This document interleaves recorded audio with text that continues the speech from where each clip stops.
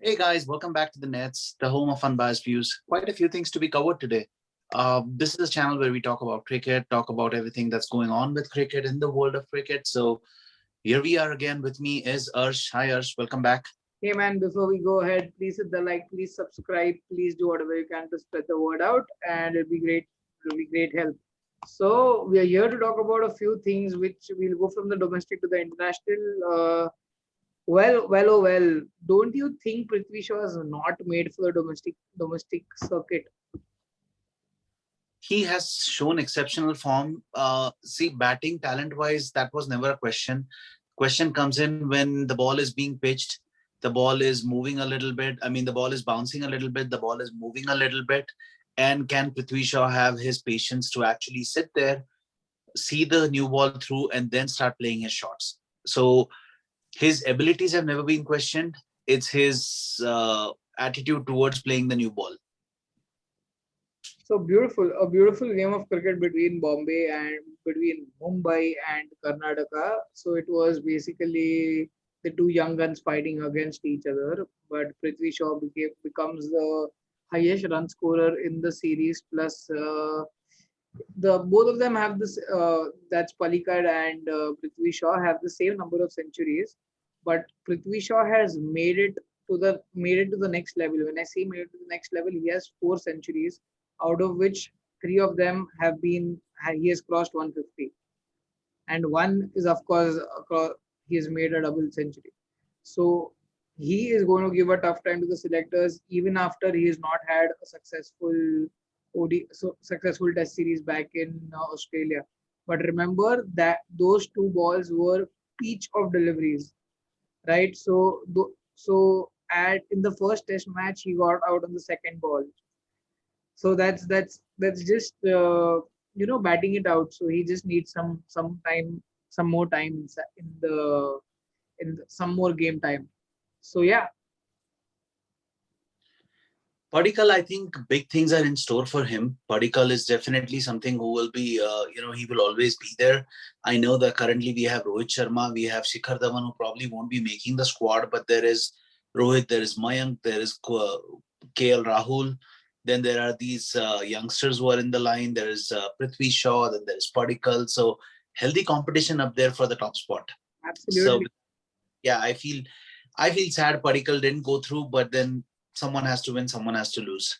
But Absolutely. speaking of domestic and speaking of Before we move. So now the thing is, Rohit Sharma is going to be rested. Aro and Rishabh Pant are going to be rested for the ODI game, which are going to happen after this. So is the team out yet?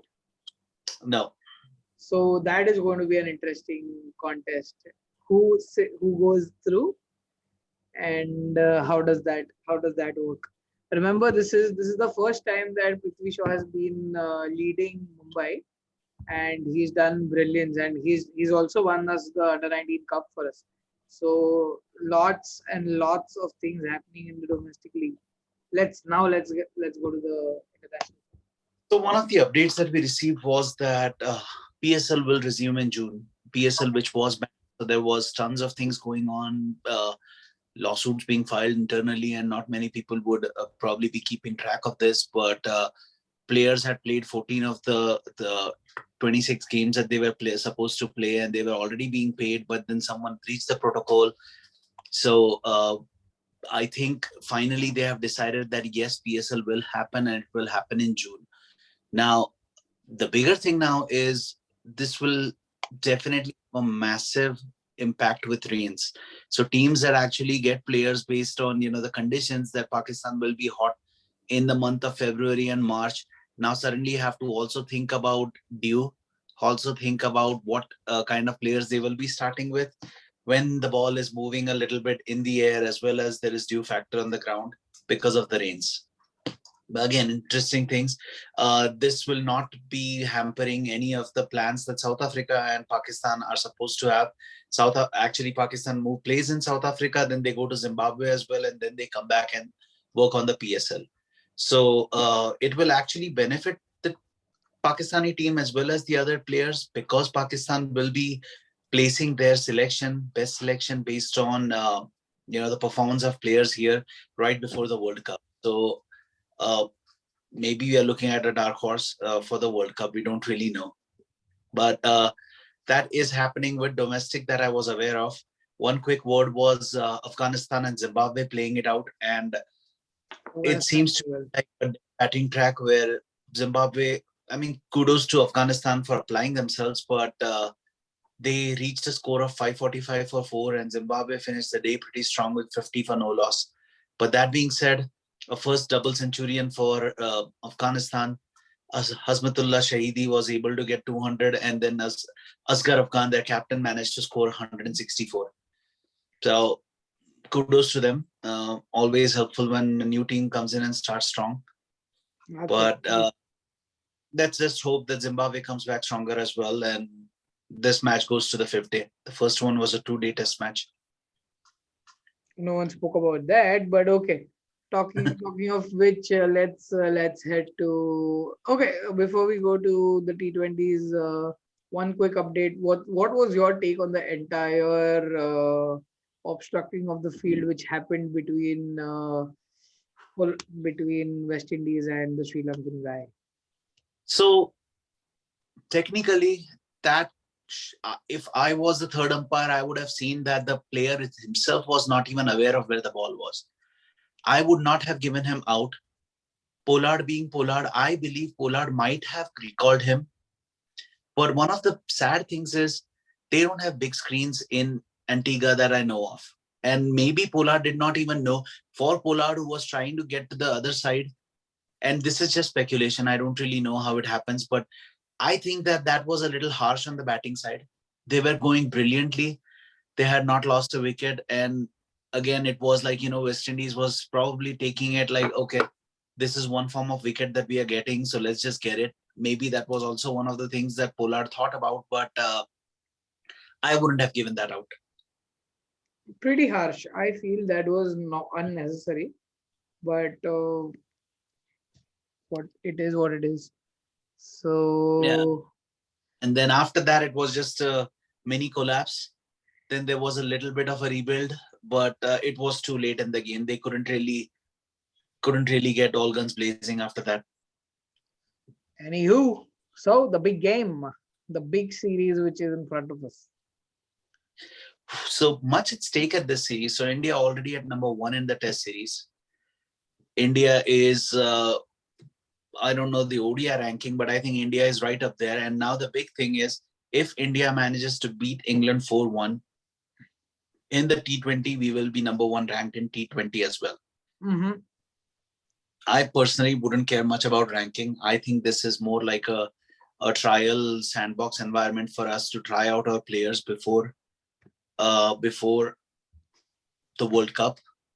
And for me, all eyes will be on Ishan Kishan and Surya Kumar Yadav. I have tons and tons and tons of hopes from both of them, and I am keeping my eyes on those. But England is probably the strongest side and will settle. Yeah, so like you mentioned, so this is the strongest. So this has dominated. This English team has dominated since 2016, right? From the time it was building. So this team has everything in it. This team has a offie, has a leggy, has you name the person and he's there. You name a variety guy. So top that six of the eight. They have 8 probable left-handers who play in the 11 if they have to, right? So they have like everything in the mix, and it being so dominated, and it has dominated like everywhere, and England is the first in the ranking. So it is to show that India is going to have a very strong. It's a steep mountain to climb, but I think we'll get there. It's going to be an interesting series. Talking about the debutants, it is one of them will play the first game, and let's hope that Rishabh Pant is rested for some games, so Ishan Kishan comes in. So he will be rested in the. So if you, I think he'll be rested post the third game, and this series is more of a like you said, right? It is going to be a lot of fixing. So the when you say probable 11, it is you can't get your paper right to a probable 11 because you have two openers, you have three openers in the mix, KL Rahul, Rohit Sharma, and Dhawan, right? I don't think you can drop any. So, but you have to drop one. I would drop Dhawan from T20. I would probably persist with Dhawan in ODIs, but not in T20s. T20s, I think KL and Rohit are way better. Now, the only place where I feel Rohit and KL can struggle is both of them take a little bit of time to get their engines running. So, Rohit, we all know that Rohit takes those 10, 15 balls in the beginning, and you might come with a score of 6 overs and 38, 40 runs for no wicket. And then all of a sudden, by the 10th over, it's 95 or 100 on the board, and Correct. both of those are of the same So, type. where I see this from, the top three Indian batsmen are pretty similar. Three of the top batsmen are pretty similar. Rohit Sharma, Virat Kohli, KL Rahul are similar in their approaches as of now. So all the three have a strike rate of around 130, which is to show that they are going to take time to, they are not going to be bang bang boom boom from the word go. We know of KL Rahul doing the explosive things that he did, but the IPL innings that he played was more of a anchoring all of it together, right? So he has to be the explosive person who is in the mix, and I might just be I don't know, that's my thought, but one of the three has to be dropped because it's the same thing over and over. So I think Virat Kohli or Rohit Sharma or KL has to sit down and make way for someone.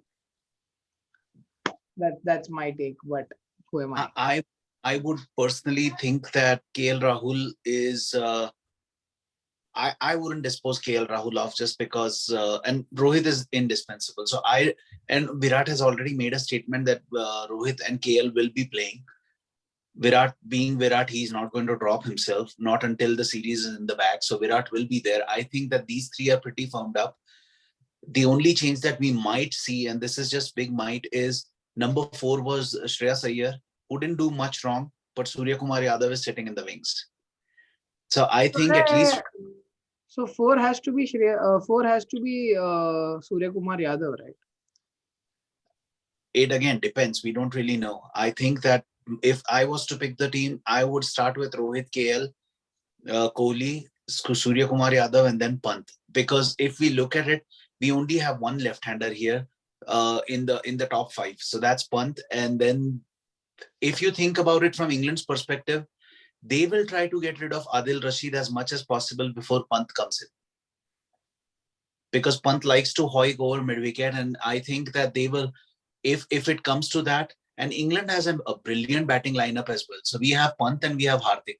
These are the two players that are probably going to take the attack back, and they are the ones that will be the most destructive to spin. So if you think of it from that perspective, I would rather have Rohit staying all the way down, anchoring the innings and getting a license to go after the bowling after 10th, because no one can be as destructive to the fast bowlers as Rohit. Absolutely. Yes, banging. So even KL for that matter can do it. But my only concern with this Indian batting lineup is, like you said, all three of them take a little bit of a time. They're Kohli can change. similar. They are similar. If you They're exactly similar in their approach. So, and talking about the bowling lineup, who do you think will start off? So, you have we counted till six. So seven has to be a Washington Sundar, right? Washington. I am putting Washington Sundar in there just because of his current form, plus the fact that he is predominantly a T20 bowler who opens the bowling. And he can manage to hang on to wicket. I mean, he can manage to curb those runs down. I think if he is bowling, I think he will be done with his last over by the 7th or the 8th over. He will be out of his bowling. He bowled out. I also know that Hardik will be probably using 1 or 2 overs just to warm it up, and he has tweaked his action, changed his action.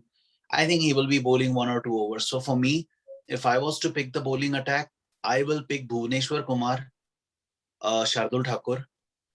Then there is one of Akshar or Washington Sundar, because both of them are the same. And then there will be Chahal or Kuldeep. I would rather pick Kuldeep just because Chahal had a horrible experience in Australia when the players were going after him. Yes, he came back in that one match, which was where Jadeja was hit. But if you look at it, he's a better 50 over bowler than he is a T20 bowler. I think Chahal plays. I think Chahal plays. I think Saini plays. And so Saini, Chahal, there's a toss up between Washi and Axar. So that is one question. Apart from that, Bhuvi plays. So I would personally play Shardul, but that is me, and that may be my bias towards Mumbai and towards Shardul. But I think Shardul is a much handy batsman than any of these for other fast bowlers that we have. Bhuvi, Saini. in T20, I doubt you if you failed for if you come till number 8, then I don't. So are those 30 runs going to make an impact? And if those connect, are those 30 runs going to make really going to make an impact? If you are 70 for 8, is 100 or 110 going to make that impact? I don't know. That's I don't. So on the other hand, I would say that if it's a track like Gujarat, like the Narendra Modi Stadium pitch where the ball was turning, a 30 in 12 balls is going to make an impact. If you ask me if the pitch is like as bad as it was or as turning as it was, fire 30 is going to make a massive impact.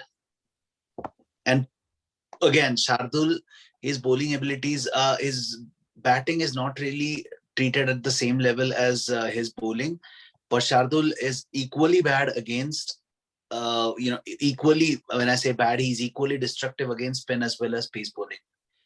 So Hardik takes a little bit of a while. He can go right out against spinners. He takes a little while to adjust to the pace bowlers. Shardul, on the other hand, can do them both. I'm not saying Shardul is a better batsman than Hardik, but Shardul is a more careless or carefree batsman than Hardik. Okay, on that note then. All right. On that note, I would like to request all the users that, guys, if you have come this far, please do hit the like button, hit the subscribe button. It will help us a lot. And if you don't like the channel, leave it in the comments. If you like the channel, leave it in the comments. We will be glad to work on the content that we present. And that's all that we have. All right, guys. Bye-bye. Have a good day.